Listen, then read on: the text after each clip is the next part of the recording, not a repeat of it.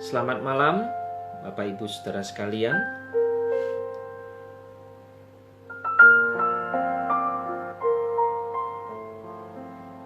Oke, kita akan menunggu beberapa teman ya sebelum kita nanti memulai.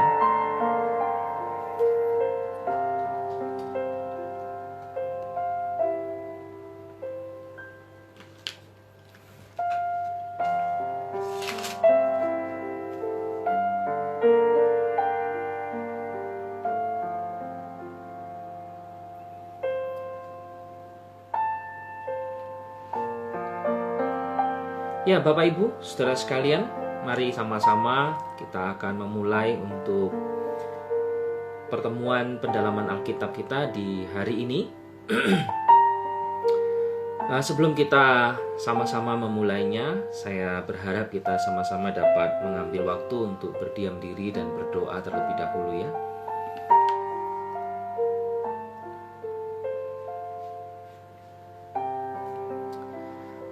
Bapa dalam surga, terima kasih pada kesempatan yang Tuhan berikan pada kami.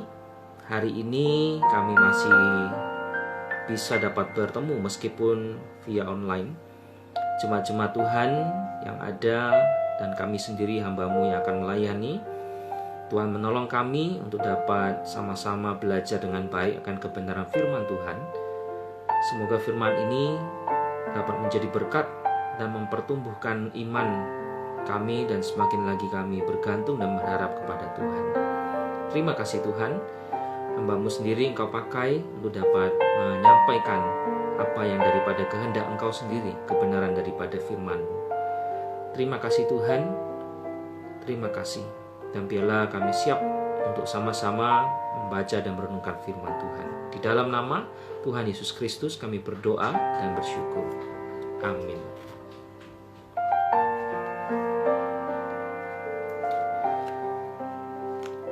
Ya, Bapak Ibu, Saudara sekalian.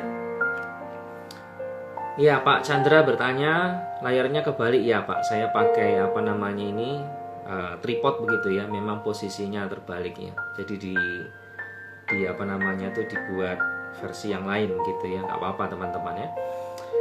Kita akan melihat salah satu bagian firman Tuhan. Diambil dari kisah tentang Yusuf ya teman-teman sekalian. Kisah dari Yusuf pada waktu dia di Kanaan sampai dia dijual di Mesir. Dan kemudian kita melihat bagaimana kehidupan Yusuf bukan hanya di Kanaan, di Mesir, bahkan juga ketika dia sebagai seorang budak di rumah Potifar. Saya akan membaca salah satu bagian firman Tuhan dalam Yakobus 5. Kita boleh buka Bapak Ibu ya. Yakobus pasal yang kelima.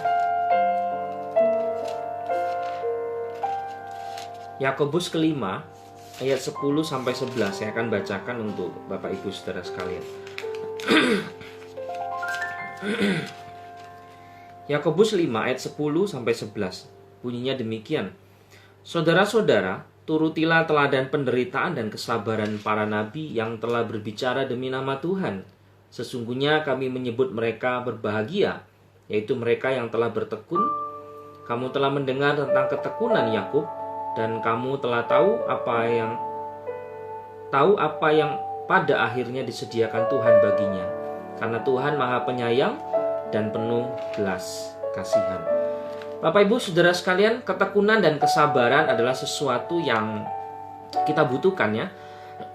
Terutama ketika kita berada di dalam kesesakan atau dalam penderitaan. Firman Tuhan berkata, sabarlah di dalam kesesakan kita. Hal ini kita akan membahas tentang Yusuf ya, anak dari Yakub. Bagaimana kesabarannya, bagaimana ketekunannya, bahkan ketika dia ada di dalam penderitaan dan kesulitan.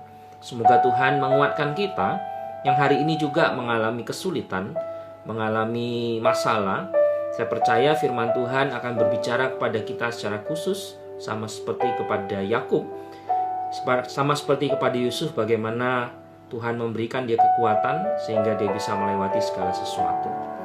Kita akan melihat salah satu bagian firman Tuhan di dalam Kejadian pasal 37 ya, tentang kisah Yusuf dan saudara-saudaranya. 37 ayatnya yang ketiga sampai ayatnya yang ke-11. Saya akan bacakan kepada Bapak Ibu Saudara sekalian, demikian bunyinya. Israel lebih mengasihi Yusuf dari semua anaknya yang lain, sebab Yusuf itulah anaknya yang lahir pada masa tuanya, dan ia menyuruh membuat jubah yang maha indah bagi dia.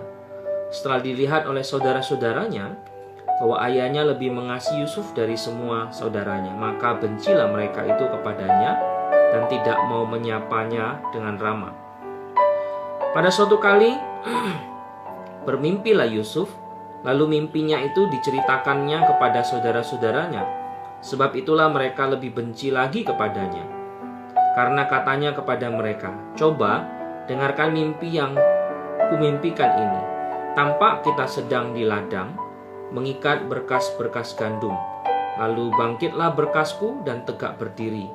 Kemudian datanglah berkas-berkas kamu sekalian mengelilingi dan sujud menyembah kepada berkasku." Lalu saudara-saudaranya berkata kepadanya, "Apakah engkau ingin menjadi raja atas kami?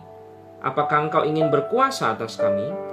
Jadi makin bencilah mereka kepadanya karena mimpinya dan karena perkataannya itu.